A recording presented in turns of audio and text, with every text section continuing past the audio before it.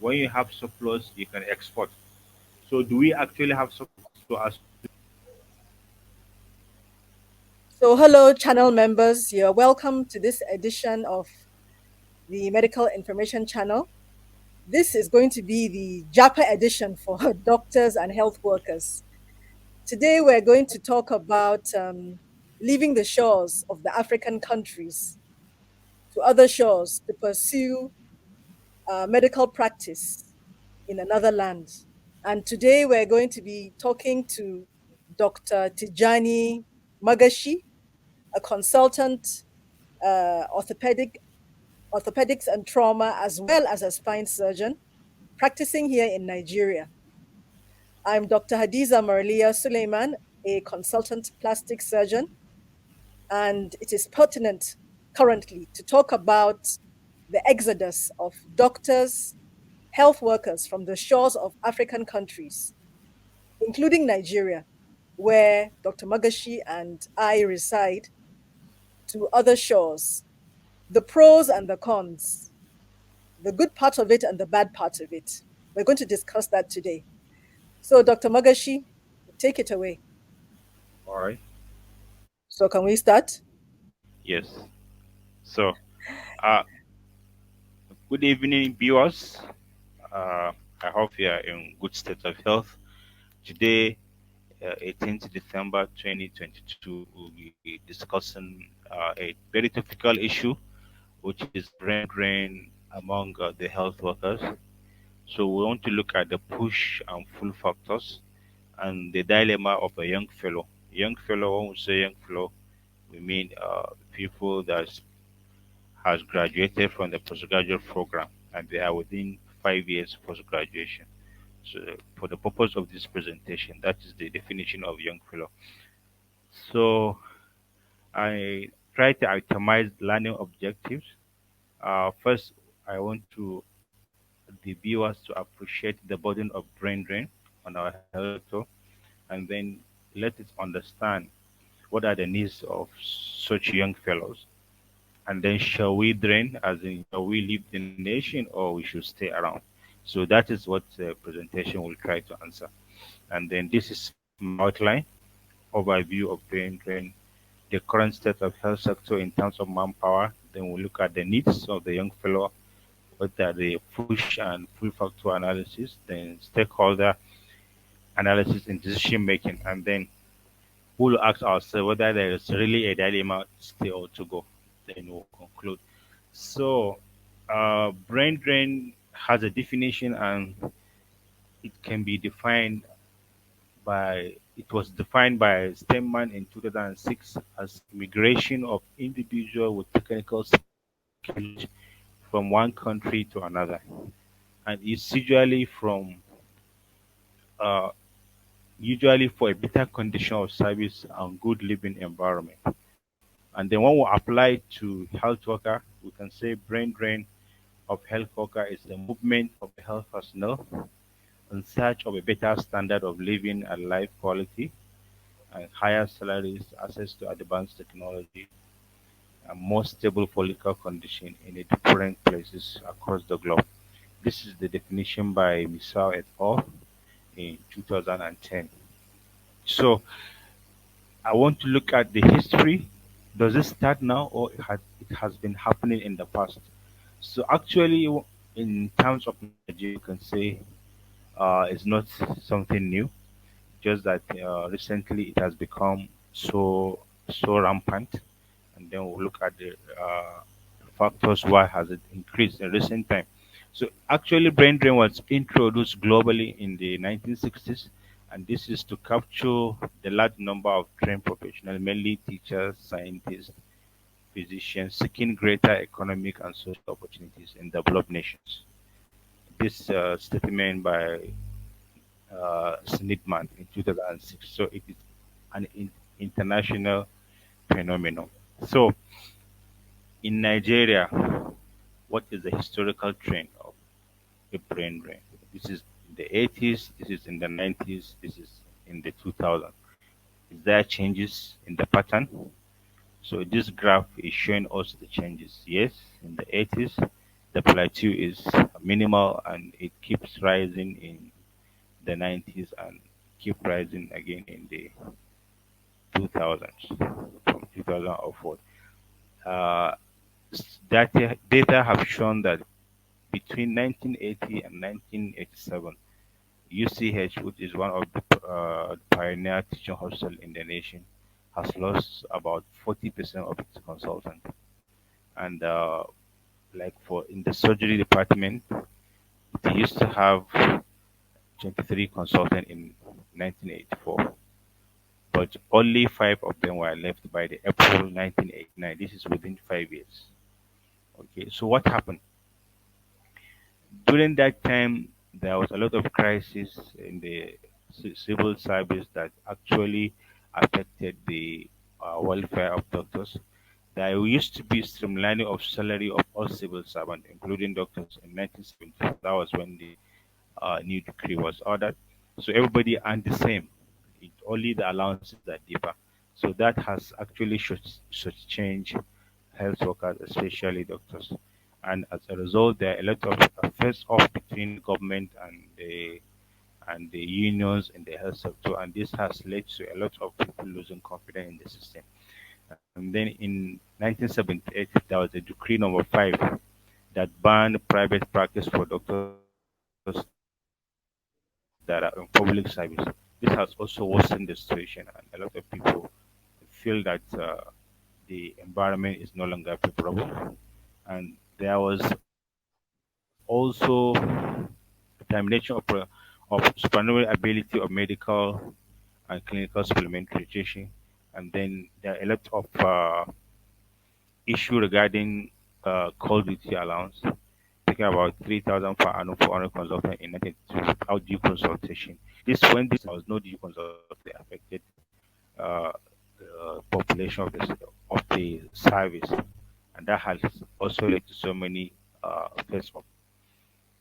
Then in 1985, the crisis worsened, and the then military government banned the Nigerian Medical Association and Nigerian Association of Resident Doctors for that they were on strike. So the two unions were banned, and then doctors were ejected from the system without a call, and then a lot of things happened after that. And in the 80s, late 80s, there was uh, adoption of some World Bank and IMF policies which have cut off some subsidies in the social and health sector inclusive.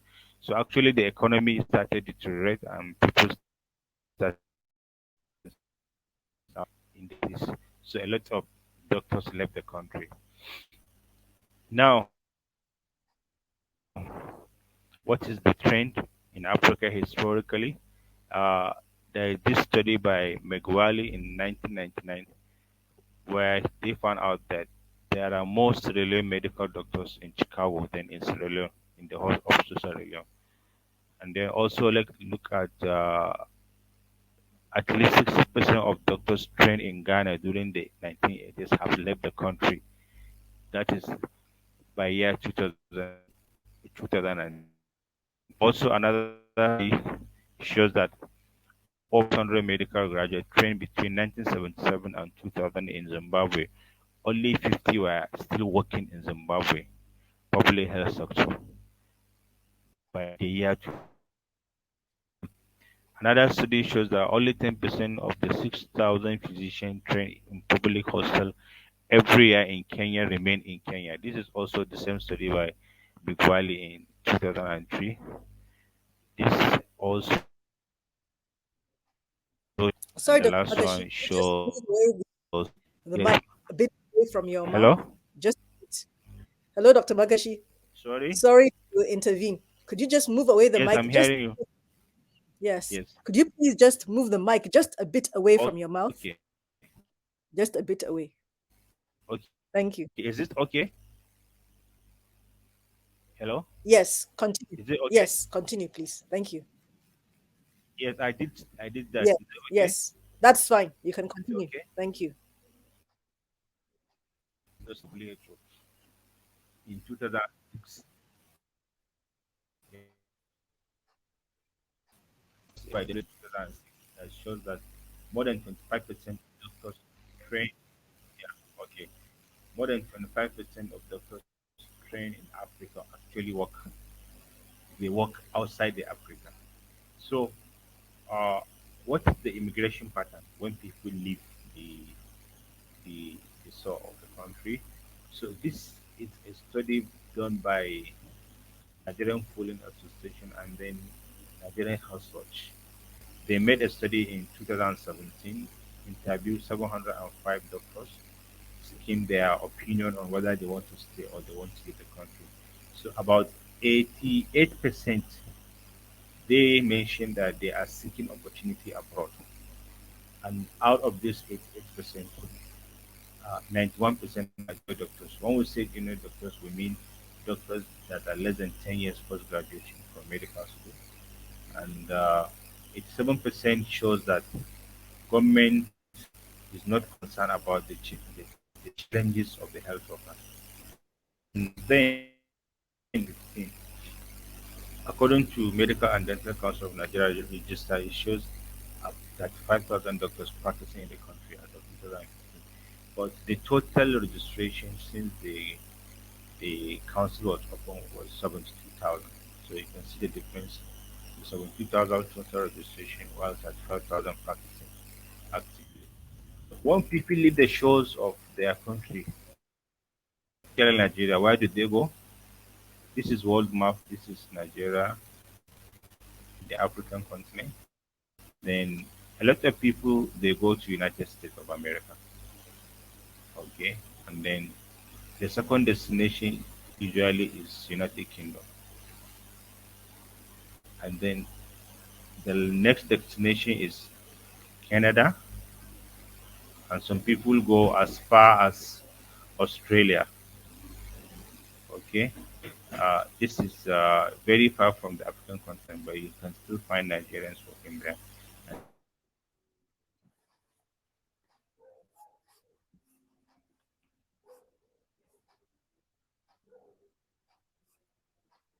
Hello, Dr. Magashi. Are you are you with us? okay, so we are looking at the historical trend of brain drain in Nigeria. And we are looking from the 80s, look at the plateau is increasing.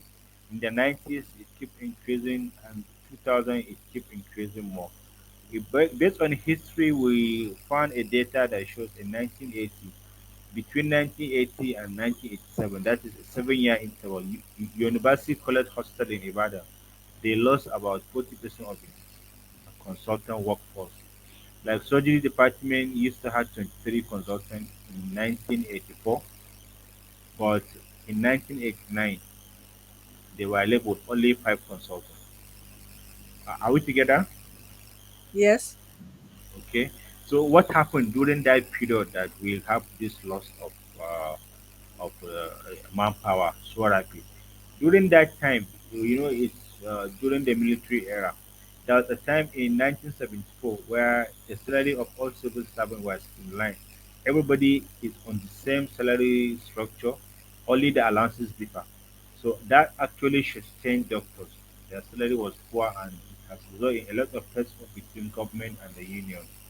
And then also in 1978, the then government they banned the private the practice by doctors in the public service. That means you cannot work with government and still do a private work. So this also leads to a lot of people.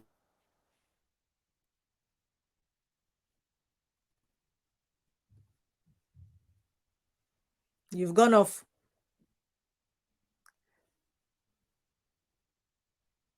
Hello, you've gone off.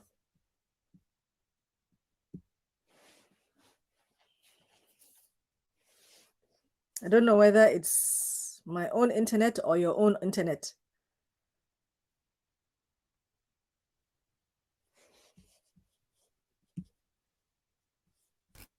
Per week has been an issue, and in the late 80s, there was adoption of some IMF and World Bank policies that cut off subsidies, and this has affected a lot of the social services that workers used to enjoy, and a lot of people decided to leave.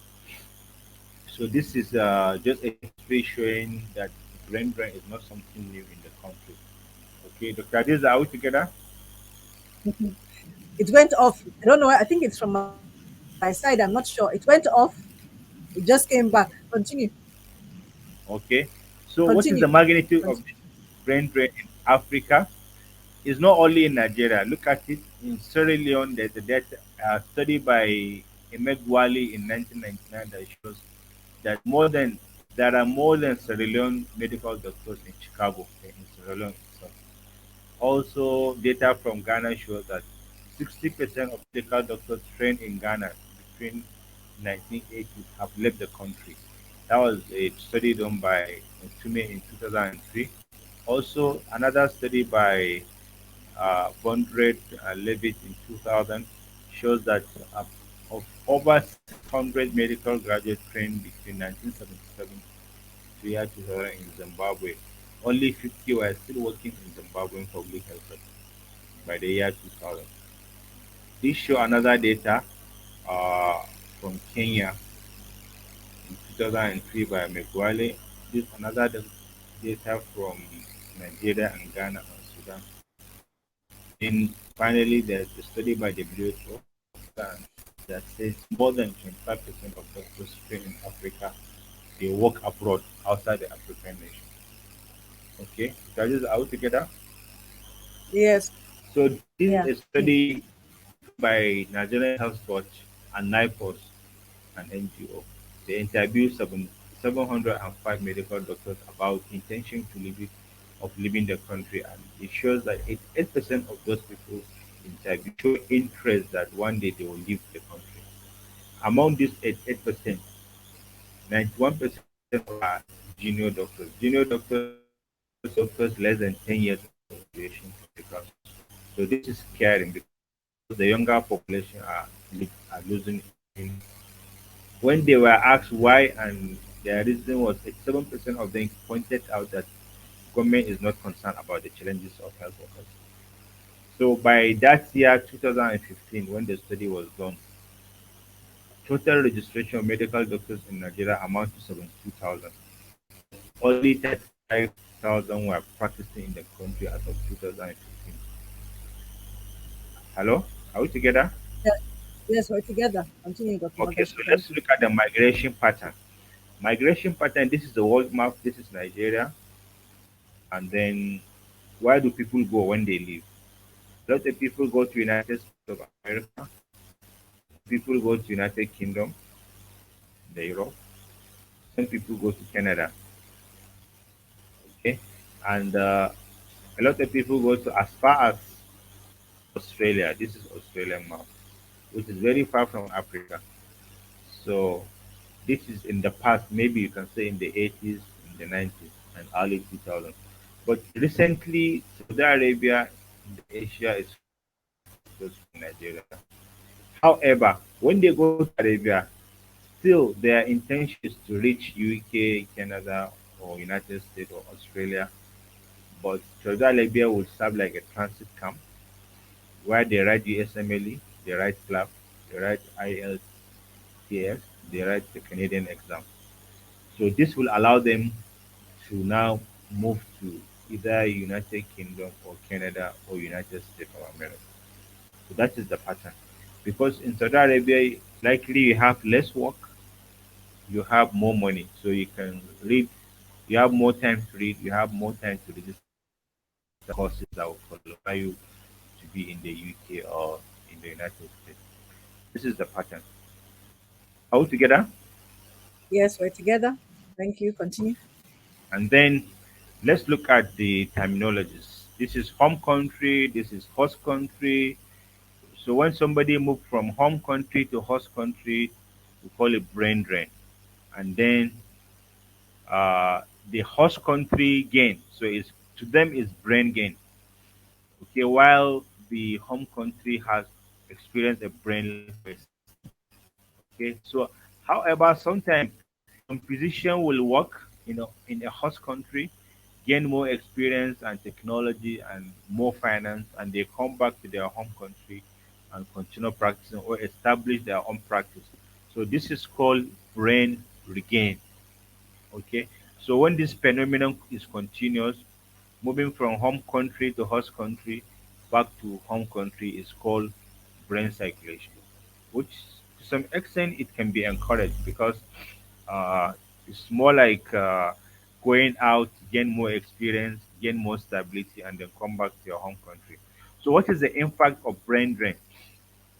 In a situation of scarcity, exporting skill, what does that translate into? First, it can compromise training of future doctors because it's doctors that train doctors, both at level of undergraduate and postgraduate. So both undergraduate and postgraduate medical training can be compromised if the brain does not stay in the country. And then this may lead to collapse of the health system. If the health system is suffering brain drain on check, then has there's a tendency of it to collapse. And then when the health system collapses, the whole nation's health is undermined. And that can expose the nation to insecurity because health, we have seen recently that is tightly connected to nation security. So when you don't have health, the nation's security is also at the threat. Okay, are we together? Yes, we're together. Dr. Magashi, thank So, you. what is the current state of the health sector in terms of manpower? So, this is a statement credited to Honorable Minister of Labor and Productivity. Sometime when he was asked about exodus of doctors, he claimed that when you have surplus, you can export. So, do we actually have surplus? So, as we go down the presentation, we'll answer this question. Okay, this is a picture showing resident doctors demonstrating on the street because of poor services, poor salary, some with health salary across the states. Yeah. These are our national dailies talking about brain drain. Okay. And then this was the president of Medical and Dental Consultant Association of Nigeria, which based on the data they observe about 500 consultants have left the country. That this statistic was given in September 2022. And then this was the immediate past president of National Postgraduate Medical College, also urging the government to declare brain drain as a national emergency. Okay, all together? Yes, we're together. Thank you. Fine. So we have another statistics from World Bank, TC Health, MDC. This is comparing number of doctors, nurses, and midwives per 1,000 population. So we carry the one that are relevant to us, comparing United Kingdom, United States, and Canada, because that is where our people go. So how is the ratio physician per population, 1,000 population? We can see in the Canada is 13 physicians per 1,000 population. And then in United Kingdom, we have 11 per 1,000. United States, we have 17 per 1,000. Nigeria have 1 per 1,000. And this study was done about 6 years ago, and now we are talking about. I'm sure the ratio will be worse than this if we take it again. So definitely, the physicians in Nigeria are overworked. Altogether, Yes, we're together. yeah. So in October 2022, Nigerian Medical Association held its annual Physician Week, which at that time we observed from the register of Nigerian Medical Association there are only 24,000 medical doctors practicing in the country. And then this puts doctor to population ratio at 1,000 to 9,000 as against standard WHO of 1 to 600. And then based on this calculation, if we assume that the population of Nigeria is 150 million, Nigeria will need 363 more doctors to reach the recommended ratio. Okay, so we can see whether we have surplus or not. This slide will answer it. Then we have a data from General Medical Council United Kingdom that shows increase of doctors trained in Nigeria moving to the United Kingdom. It shows that from December 2021 to May 2022, 727 medical doctors trained in Nigeria relocated to United Kingdom. This is within an interval of 6 months. Also, data from Nursing and Midwifery Council of United Kingdom show increased percentage of Nigerian trained nurses in the UK, which have increased by 68.4%. That is, it shows between March 2017 to March 2022. Uh, at that time, they had like 2,790, but by March 2022, they have 7,256 nurses and midwives trained in Nigeria that have relocated to UK and has work permit. They can even show that more nurses are actually living than doctors. Okay, the studies are all together. Yes, we're together. Yeah, and because we're in Kano during that physician week, the Nigerian Medical Association Kano branch, we look at the statistics that we have at hand, which shows we have 1,063 medical doctors practicing in Kano. And then if we assume the population of Kano is 15 million, that puts our ratio to one one doctor to 14,000 population. This is very bad if you take the standard of the WHO of 1 to 600. And then this is the distribution of the medical doctors across the state. Uh, we have 533 working under the Kano State Employment, which is the highest, and then followed by the teaching hospital and the National Orthopedic Hospital, and the rest work as a private physician and some in the university. Based on specialists, we have only 276 specialists, with the teaching hospital having the highest of 205, then followed by the state government and national hospitals. So, what is the way forward? How do we address this problem of brain drain? Studies are out together? Yes, we're together.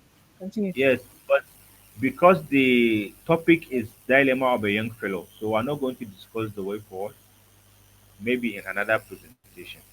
Now, we want to look at who is a young fellow and what are the needs of a young fellow. Okay, so a young fellow is a specialist that is still within 5 years post specialization. Like myself, I qualified in 2019, in April 2019. So I'm still part of the categories that are called young fellows. So what do we need within these first 5 years? The first thing we need is consolidation of our skills. During the residency, we learn some skills and we need to consolidate, make sure that we did not lose those skills. That is our first thing. Secondly, we need to learn new skills, including sub-specialization. You know, during the residency period, because of medical legal reasons attached to medical practice, you may not be allowed to carry on some procedures like high-tech, high-level spine surgeries, neurosurgeries, high-level aesthetic surgeries. So this is the time to now start learning them. Okay, and then as a young fellow, you need professional networking. Professional networking, both international and national level. You need to know seniors, work together with them, learn more skills, know how to refer, when to refer, and when to seek for assistance of a senior person. So I call this professional networking. So a young fellow will need that, and the young fellow will need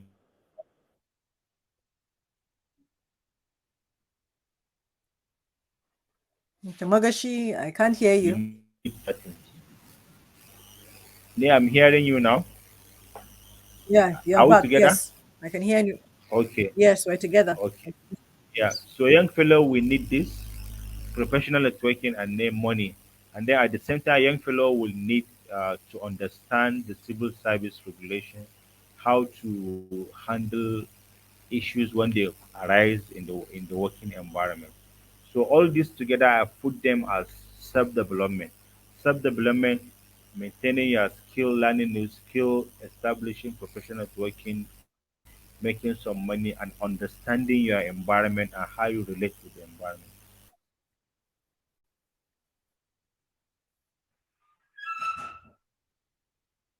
Okay, full focus. Hello, are we together?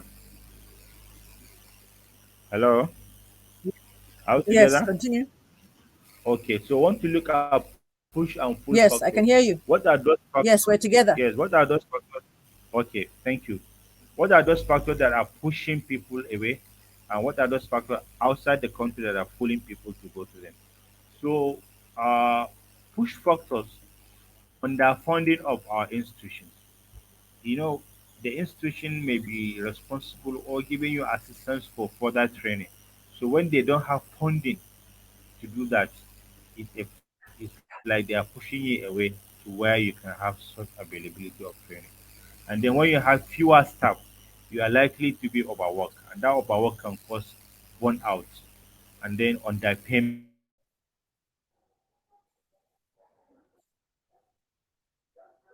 The salary is not good. You are we together? Yes. Hello? Yeah, so the Yes, we're economy together. is not good. Yeah, and then burn out. When you are few more work to do. So the work related stress will increase, and that will make somebody to feel like uh, I'm being pushed away. And the work environment is not favorable. Like lead to enjoy stability. Hello? Hello? Are we together? Yeah. The network is a bit bad, but just continue. Yes, Yes. somebody they're trying to call me and trying to Yeah. put it on. Okay, Okay. so that is it. So and then sometimes inadequate facilities, you can go and train on high technology like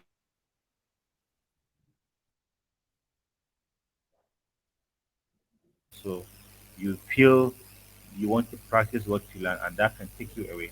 And then sometimes people may be treated in an unfair way, unprofessional way, and it also can push them away. Then just job satisfaction. A lot of people may not be satisfied with the outcome of their work, outcome of their study, which has a lot of factors contributing to that. So they may not be happy and they may move out. And then when you have family that are not with you, you may want to reunite with your family, and that can take somebody away. Then the medical education system at times may not be favorable. Like Dr. Adiza, you are aware of it, ba? Yes. Hello? Yes, Yes. this up and down between position of fellowship, vis-a-vis PhD, asking clinical lecturers to go and obtain PhD after fellowship. So all this medical Yes. education system is not favoring people. They are like being shortchanged after undergoing rigorous training of residency, and then somebody is saying that certificate doesn't make sense to them. Go and do PhD. So it's actually worrisome, and some people this can push them away. And then some people may have desire for higher qualification, higher recognition. Like if you are working somewhere, Oxford or Harvard, and you have publication there, you may have better name than if you decided to stay in your hometown. Okay, so this is the career expectation. People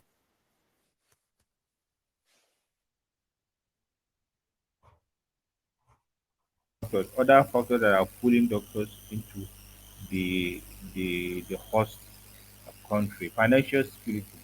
People are very worrisome about financial security. You see, when you fall sick, you still have to pay your bill. You still have to do a lot of things, and the salary is not good. So a lot of people still threaten security-wise financially. They feel they don't have financial security. People are also in search of a better work environment and then exposure and experience. A lot of people want more exposure, better experience, so they feel they have to go out. And then if the medical education system of the host country is better, and the person will feel that I will be more respected when I live here. I'll be more recognized when I live here.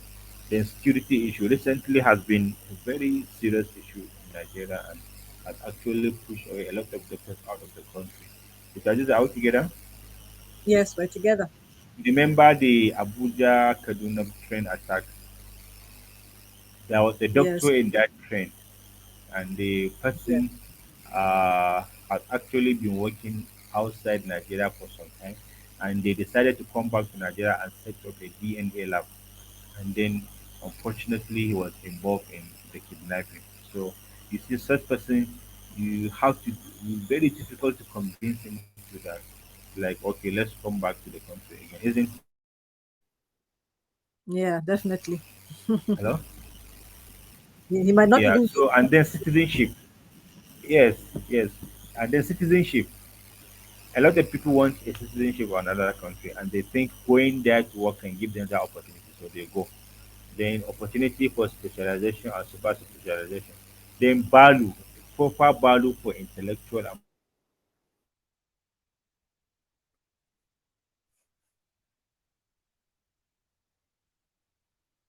professional development. So is not being valued in their. Hello, are we together? Hello. Yeah, you went off for a while. You're back. Oh yes, a call is trying to enter. Oh, So a but lot of yes. people feel they have better opportunity when they leave the shoes of the country than if they stay around. Okay, so these are the full factors. But I try to bring out a lot of more important factors. Like for the push factor, in recent time, the economic situation in the country is actually deteriorating. So that is placing a lot of pressure on people. The financially. The salary is has become poor because of the devaluation of the naira. The salary has become very minimal, and people are not happy. And the insecurity issue, and the more importantly, recently, younger doctors find it very difficult to get a placement for residency, and that has also pushed a lot of them out. Or some people that has finished the residency and they have been looking for appointment as consultant and they couldn't get. I saw some people up to 5 years post part two. They are still looking for a permanent appointment and they couldn't get, so they move out. And recently, after the COVID-19 pandemic, the world has been exposed to the deficiency in the health sector. So every nation begin to understand what is their need in terms of manpower. So that has made them to open their doors to the developing nation and underdeveloped nation specialists to come into their country and work. So that has taken a lot of people out of the country. Really, something needs to be done about the exchange rate. But despite all these challenges, do we have local opportunities? Which I think yes, we have. Like recently, there are creation of new medical schools, School of Medical Sciences, both public and private.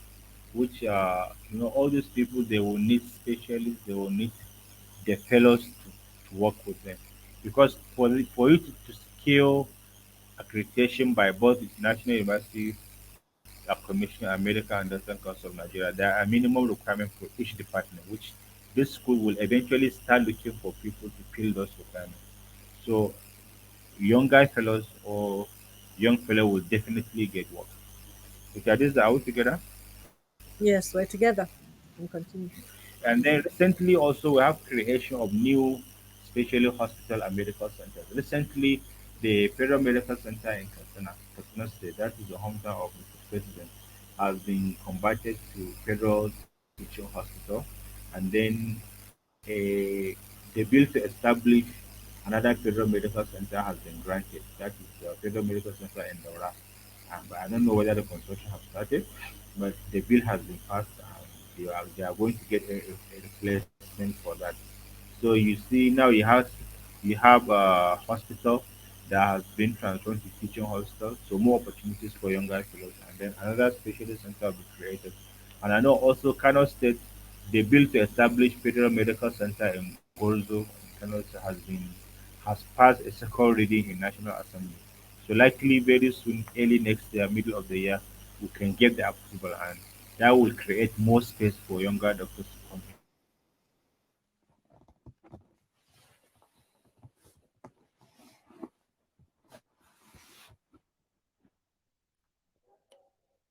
into the places. Yeah, you went off for a while. Phone call? Yes, yes, it's called. So the state government in Kano is building a cancer center, which is international. They want to do it as international standards. So that will also create more work. We are hoping towards that. And then when you look at the population of the nation, the prospect for private practice or public-private partnership is good because we have up to 200 million population. So all of them will need health. So naturally, work if you go into private practice, you can get a lot of opportunities there. And then also entrepreneurship. When you have 150 million population, all these people they will need school, they will need shelter, they will need water, they will need food. So if doctors diversify and get investment in all these areas, they will still make money. They will still be able to make the same money that they will make if they go outside. If their reason for leaving the country is for financial reasons, yes. So in this case, you can actually have other plans and you can make money out of it. So then, when you want to make a decision, because it's out together, Yes. yeah, there's something we call stakeholder analysis in decision making. What are the factors you look at when you want to make a decision? So the first thing is self. You look at yourself. You are the first stakeholder in any decision you want to make. Then your family. That includes your wives and children, and then your parents, and then your society. So these are the four considerations when anybody wants to make a decision. The first thing is you look at yourself. What do I need as October 2022 young specialist? What are my needs in life? This need vary from one person to another, and the priority also vary from one person to another. It varies from one environment to another. So, but the the first stakeholder when you make a decision is yourself. What is the best thing for me as of December 2022 in terms of my profession and other things in my life? And then you look at their family, you look at their wife and children. Somebody may have a very large family that moving them away, all of them from the country, may be very difficult for him. So that is a consideration. And then some people may consider what is the future of my children? How are they going to behave when we leave this country? Because the way the society is, that is how your children will be raised up. If if you go to, like, for example, United States of America, the way you see their children behaving on the school, on the street or in the school, that is how your child will behave. So are you okay with such kind of lifestyle? Okay. Then what happens to a parent when you go? I'm I'll give you example. I know a young doctor a young fellow that wanted to travel abroad, and unfortunately, the month she was leaving, her mother was diagnosed with chronic CA. So definitely her decision and priority will change. Hello, are we together? Yes. Yeah. Yeah. So and then your society, the society has given you a lot. They raised you up to be upright, to be a specialist, and now you're a specialist. So how do you pay back to them? So some people will have an obligation, feeling an obligation that I need to give back to my society. So at which point in my life I think it's the best time to give back to society? Can I go and travel, acquire more skill, acquire more finances, then I come back and give back to them? Or I should stay and start giving back to them at this particular time? So these are the things that somebody will look at before he make a decision. And there is no single best answer. The situation can vary from one person to another. So that's why decision making is actually individualized. Okay, so I'm moving towards the end of the presentation. So I'm asking this question. Well, after seeing the push factor, the pull factor, then decision making analysis, then the whole situation of the health sector, if we leave, there's a tendency the whole health sector may collapse. So is there really a dilemma when you are making a decision whether to stay or to go? So to me, it is entirely a self-informed decision. It depends on you. What is your situation? What is the situation of your immediate family, your parents, and how do you look at your society? And then you make a decision that is the best for you, best for your family, best for your parents, and best for the society. Okay, that is my view about this issue. Then, however, whatever decision you make, we all have to know that we have a responsibility to keep our nation and health sector working. Yes. Nobody will fix our health sector, nobody will fix our country. It is us that will fix it. And everybody has a role to play. So we have to bear at the back of our mind whatever decision we make that this nation must not fail and our health sector must not fail. So and then if you go back to our slide, we describe something that we call brain circulation. That is, you move, learn skill, acquire money, come back and serve, and then in that pattern. So if somebody must move, then at one point you have to consider what is being described as the brain circulation. Yes, because it's not very nice for your society to lose you completely. So at one point in time, you have to find something that you can give back to the society. So when you say, should I stay in my country or should I go and look for a greener pasture? Actually, there is no single best answer. It's individualized. It depends on you, your situation, and peculiarities, and what you give priority to your life. Okay, so that is my view. And then conclusively, I want to say that it is the responsibility of the government of Nigeria to ensure that brains stay in the country. If this does not happen, then Nigeria may be short of brains in the near future. I want to acknowledge my teacher and lecturer, Professor Lukman Awolabi of College of Medicine, Bar University. Some of the slides I used actually originated from him. So this is the end of the presentation, and I appreciate the honor of giving me this chance to make this presentation. Thank you very much. Hello? Thank you so much. Thank you so much, Dr. Magashi. We really Yes. appreciate your input into this topic. A lot has been said, and I'm sure that everybody will take into consideration the pros and cons of leaving the shores of their country to go elsewhere. As you have said, I think the trick is not to just leave completely, but to also still at the same time improve the condition of the health of your own populace in your own country. You know, one can leave in short bursts. For example, many of our colleagues have been leaving in short bursts. They leave for 1 year, come back, Yes. work for a while, work for another 1 or 2 more years, leave Mm. again for another 1 or 2 years, come back, Yes. or some of them have actually left permanently, but in some way they're contributing to the society in whatever way Yes. they can, be it through medical caravans by coming into the country, let's say once in a year, through Yes. associations, through unions to provide some Mm. sort of free healthcare trainings or free healthcare services to the people that need it. Other people collaborate with institutions, for example, the teaching hospitals, the federal medical centers, research centers. They contribute by way of their expertise, either through clinical training or even through, workshops. Some of them even contribute through research work, collaborating Yes. with institutions. Yes. So I think if we all contribute in these various ways, then definitely there will be brain circulation, so to speak. Yes. There won't be Yes. any brain drain. Yes. While at the same time, one is gaining wherever it Mm. is they have gone to. The home country where you left is also gaining at the same time. Yes. So I thank you for your presentation. And then also, I think I want to just mention, I think two main things that are making people, I know you've mentioned the push factors and the pull factors. Yes. I think for some of the push factors, Mm. I think one of the main things, as you mentioned, is insecurity because it has not been tackled properly. Then the second thing, of course, also is the devaluation of the naira.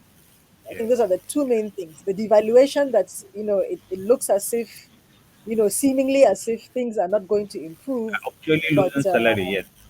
Yes. Anytime the yes, naira debate, we are actually losing. If you convert yes, your salary into dollar, you're actually losing. yes. That's So a I big think if concern. once the government shows, seriousness to tackle Yes. these two main things by way Yes. of policies, by way of putting things into place, I think that will instill more, more confidence in the average Nigerian health worker to probably Yes. stay back and improve Yes. upon And themselves, also their look at family, it and also the recently. society.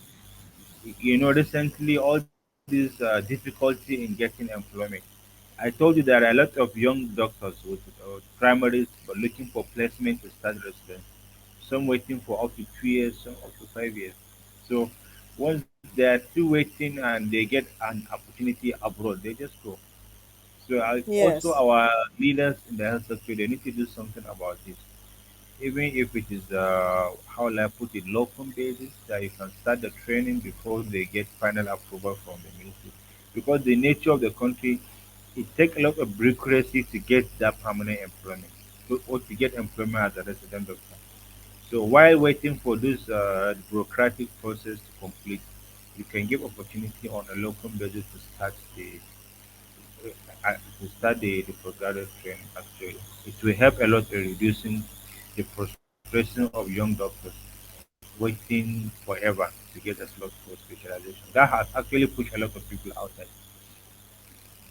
And also, Yes. I saw Be- some young fellows because that have one graduated. has yes. Yeah, they have graduated from the program and they still didn't get employment as specialists. So they just leave the country. So still, Yes, as because once one everybody has has, finished the medical, they want to they want to they want to practice their yeah, knowledge. They want to pass across all yeah. that medical So knowledge they have gained from the yeah. training.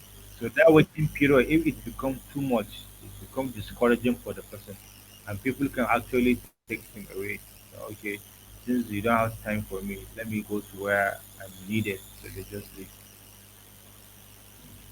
Yes.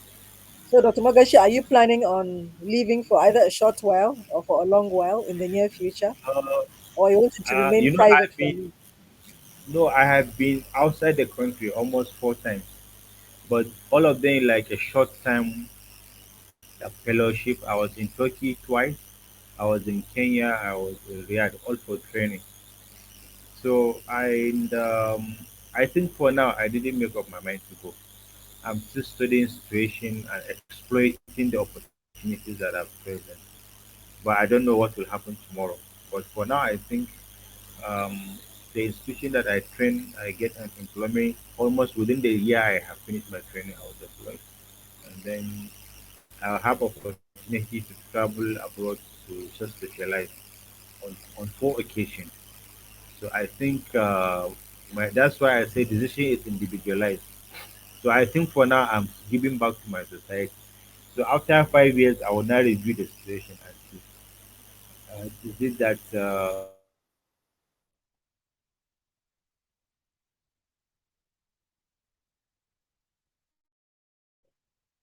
we can continue or what? Hello? You went off for a while, probably Yes, a yes. call. But yeah, but whatever happened, actually, I don't have intention of living in another man's country forever.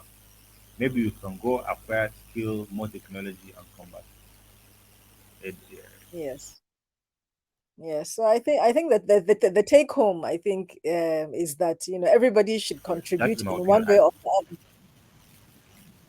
Yes, in continually improving the health situation of the country in yeah, whatever way we can, and not that. to just totally forget about the country, so to speak.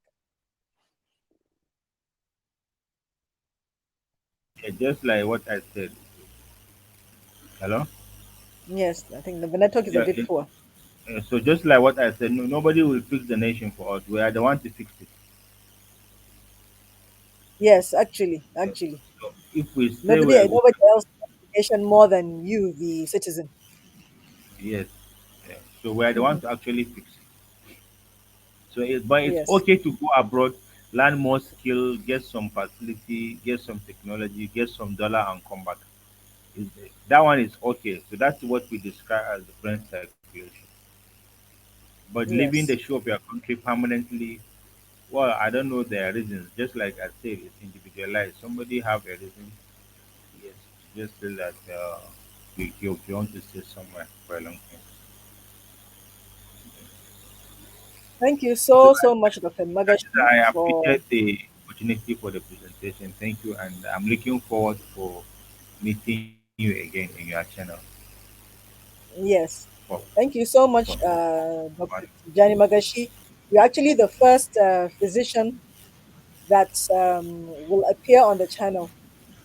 okay. And so we look forward to more opportunities to interview more physicians, more health workers, and to Okay. contributing in whatever way we can to the medical Yeah. information channel and to Okay. the Thank you for populace. that. Thank you for that honor. I appreciate. Thank you so much. We appreciate it. So, viewers, we hope Thank you. everybody has benefited from this presentation and the discussion, and we'll see you again next time. Thank you. Thank you, Dr. Magashi. Bye bye. All right. Bye bye. Thank you.